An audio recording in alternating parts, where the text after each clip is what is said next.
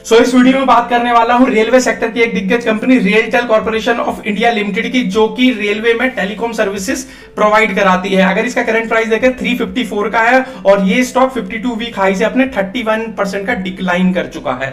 और अगर हम इसके फंडामेंटल्स की बात करें तो सबसे पहले फंडामेंटल्स में इसके स्ट्रेंथ की बात करेंगे तो स्ट्रेंथ में जो सबसे बड़ी स्ट्रेंथ है इसका ROE 16% का है, ROC लगभग 21.8 का है और ROA लगभग 6.84% का है। बहुत ही जबरदस्त है। अगर इसका 3 इयर्स का कैगर देते तो 52% का है, वो भी बहुत जबरदस्त है। लेकिन 1 ईयर का कैगर थोड़ा सा डिक्लाइन दिखाई देता है। अगर हम इसके डेट बाय इक्विटी की बात करें तो 0.02 की दिखाई देती है, यानी स्टॉक के ऊपर कोई खास डेट नहीं है, कोई कर्जा नहीं है। अगर year on year sales growth देखें 35% की है, बहुत जबरदस्त है। नेट प्रॉफिट ग्रोथ 22% की है, वो भी बहुत जबरदस्त है। ऑपरेटिंग प्रॉफिट ग्रोथ भी 15% की है, वो भी बहुत जबरदस्त दिखाई देती है।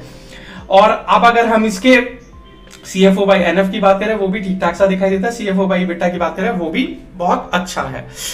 अगर हम इसकी वीकनेस की बात करें तो वीकनेस में PE रेशो भाई इसका 35 का है, इंडस्ट्रियल PE 27 का है, ओवर वैल्यूड दिखाई देता है। बुक वैल्यू इसकी 62.3 की है और PB रेशो इसका 5.75 की है, यानी अपनी बुक वैल्यू के 5.5 गुने पे ट्रेड कर रहा है। जो स्टॉक है ओवर वैल्यूड दिखाई देता है।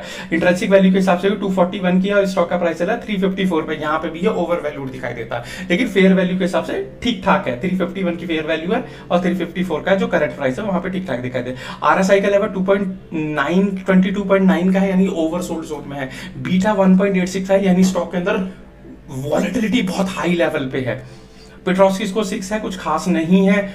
और FIS होल्डिंग देखें तो FIS होल्डिंग 3.67 की है, जो कि कुछ खास नहीं है। DIS होल्डिंग भी 0.78 की है, जो कि कुछ खास नहीं है।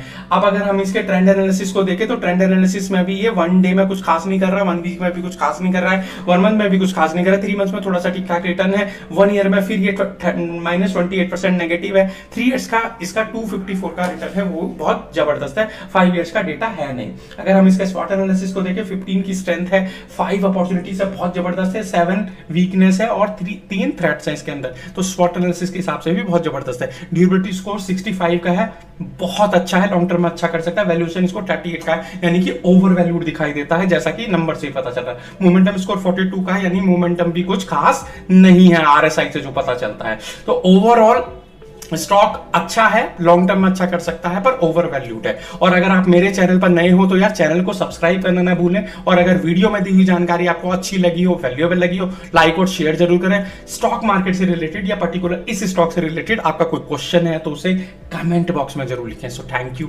So much.